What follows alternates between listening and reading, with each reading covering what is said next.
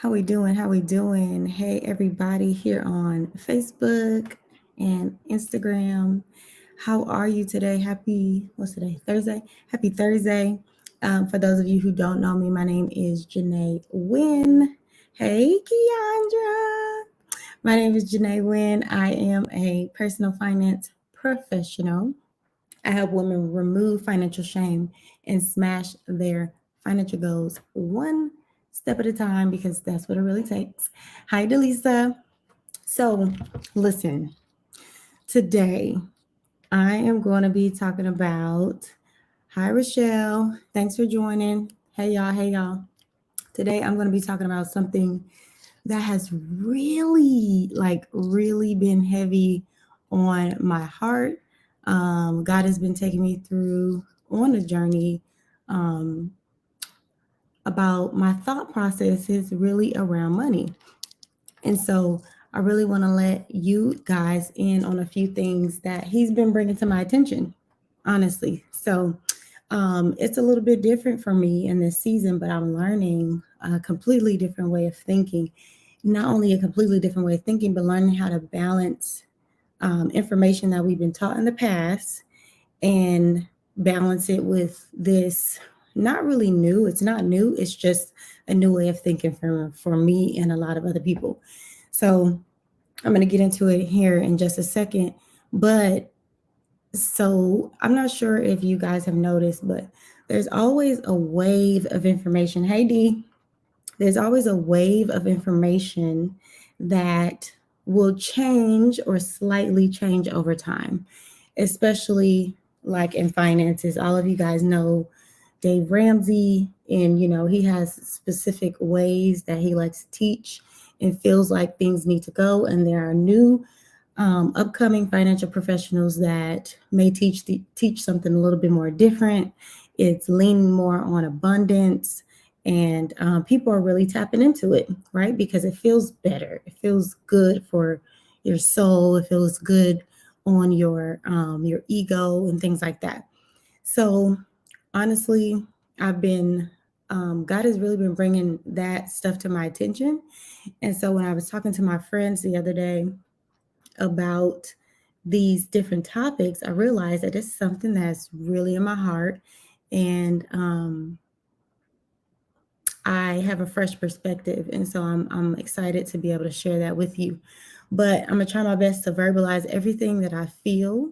And so, yeah, just hanging there with me. So just a couple things. I'm like getting blown up on my phone. Couple of things. If you're watching live, go ahead and type live in the comments so I can know you're watching. If you catch this later on the replay, make sure you um, type replay in the comments so that I can know what's the best time for me to come on. I like to come on in the afternoons, but y'all may be on at a different time. Also, tell me where you're watching from. I thought it was super cool the other day. I was working with someone in New York, and that was fun. That was awesome. So if you're in OKC, I know I got a couple of my OKC people on Instagram, a couple on Facebook. Tell me where you're from. I want to know. I want to know. All right. And if you're, hey there on Facebook, I see you live. I see you. I see you live. OKC, I see you. Um, just a little bit about me before I really hop in. 7 years ago, I started on my financial journey. I was in a lot of debt. Like I started off in like $10,000 in debt. I had very little income coming in. I was actually getting paid $10 an hour at the time.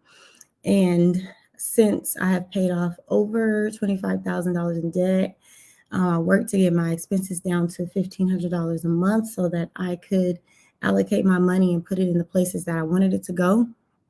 So since there, I have went full time in business with smart financial strategies, and so um, I have done a lot of work not only on the money side, but on my thought side, on my behavior side. And so as a financial professional, I've been doing this for about 4 years now. And so the mindset and the stuff that under the surface of money is probably one of my favorite things to talk about.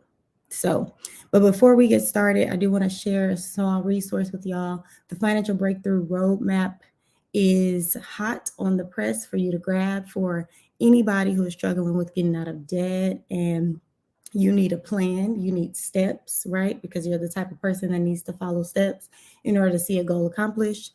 You can grab it at financialbreakthroughroadmap.com. And if you're on Instagram watching me, you can actually go to my bio and grab it. But financialbreakthroughroadmap.com, like I said, it's giving you 6 steps on how you need to get out of debt. Not only get out, but stay out. So it's a really good guide. So grab it while you can. But let's go ahead and get started. So there are 2 ways that I've noticed over time that people are working on their finances. There's the Dave Ramsey way of thinking. His thinking is very strict. He really emphasizes no credit cards. He really talks a lot about holding off on things that you want to do over time so that you can knock out these goals, very strict. He talks about having gazelle focus and all of that. And he's also proven to be very successful in his own finances, but also to have helped so many other people be on the same path, right? But the thing that people don't enjoy about his teachings is that it feels very restricted, right? They feel like they have to give up on life in order to do these things. And they feel like a lot of African American people feel like it's not necessarily catered to them, right? And so the new age, what I'm seeing or what I've been seeing in the last few years, are people are now focusing on, instead of being strict and reinforcing cutting back on things and not using credit cards and things like that, what they have focused more on is making more income, investing more, right? Elevating your thoughts to view yourself and to view your money from a different perspective, having faith and that you can have whatever you want, however you want. And that's true, right? It's more of an abundance principle. The thing is, and I want to be super duper transparent with y'all, because I have now experienced both sides of these teachings, both sides. I did the snowball effect when I was paying off debt. I have been in a season where I had to be really strict on what I bought, how much it was, and all of that, especially when I was, in the beginning stages, because I wasn't making much. So I had to work with what I had to work with. So I've experienced both sides of the spectrum, but I will say, from doing those things in my beginning years, from cutting back, and being very strict on things, it left me with a specific mindset about money, right? And it almost left me with feeling like I lacked somewhere. I was thinking from a place of lack, as opposed to a place of what I can have, right? A place of abundance. So now, in the recent years, God has been helping me to get my hopes up.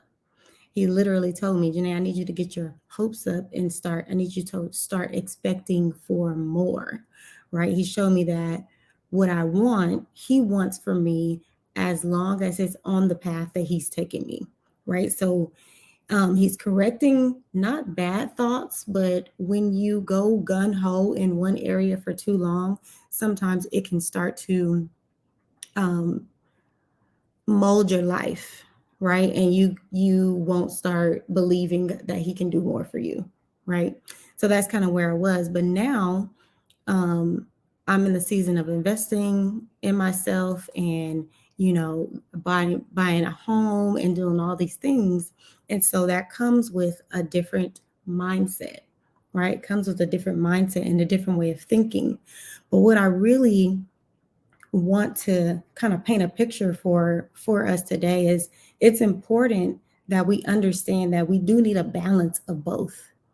We need a balance of what the principles were, so similar to that Dave Ramsey type of teaching. We need a balance of what the principles are that God is telling us to do with our money, with our income. And all principles are saying, if when you do this, this typically happens. This happens. And throughout the word, there is a principle all throughout every single scripture, whatever, right? Give and it shall be given unto you. Save little by little. Have a good attitude. Those are principles, right? You need those principles, right? And then you also need the thought process of thinking on a higher level, thinking from a place of heaven or thinking from a place of more rather than thinking from a place of lack, right? So that's that abundance principle that everybody is talking about. You can have whatever you want. Yes, you can. You can go on the trip. You can have the kids and the business. You can have all of that. But where this gets perverted is when we lean on more on one side than the other. When we lean too much on the abundant side and we think we can have it all and I don't have to pay the bill on time. You can have it all and I don't have to have a good attitude about, you know what I'm saying? You can have it all, but I don't have to take care of my apartment. You have to have a balance, right?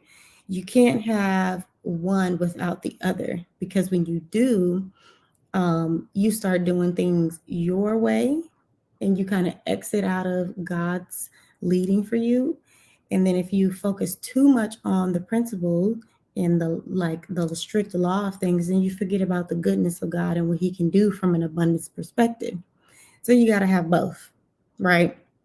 So, and then more examples of principles is ask and you shall receive, knock and the door will be open to you, give and it shall be given unto you. Those are principles. It's telling you what to do and it's telling you the outcome, right?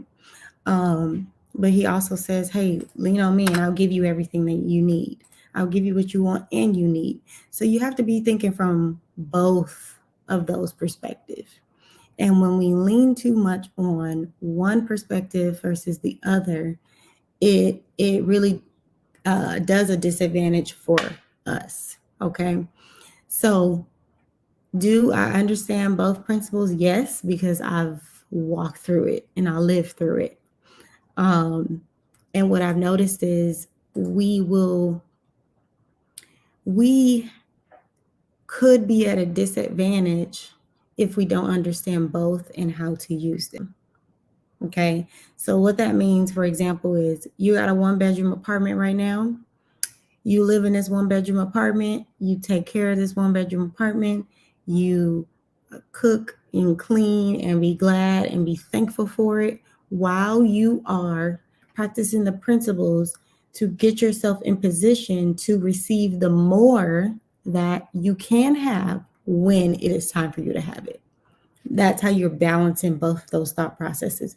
Principles with the abundance factor. So that's really kind of what I wanted to shed some more light on for us, because we got to be careful, especially as believers, not to swing your pendulum to one side completely. But you have to know that there is an order in which we should walk, in the things that we should do, and the way that we should live. And we can't be reckless. But we have to pay attention to how to take care of and steward what we get while believing God for the more that he wants to give us, right? So if you're having a hard time with principles and knowing what to do and how to do it and put yourself in the right position, and you're struggling to figure out a plan to pay off debt and to budget, things like that are principles, if you know it or not. Budgeting is a principle, right? Paying off your debt little by little, saving, those are all principles, right? So if you don't know or understand how to do it, then definitely reach out, schedule a personal finance strategy session with me. I will be doing these strategy sessions until the end of November, although they will you'll only be able to book them until you'll only be able to look them until October 31st. So if you don't have a strategy session booked, make sure you get it booked. And I would love to help you walk on the journey from being, I got all these messages popping up, from, leaning too much on one side, right? To catering to what's in your hand at the moment so that you can get the things that you want. It's a process, it's a journey, but it's a beautiful one. So I'll talk to you guys soon. Bye bye.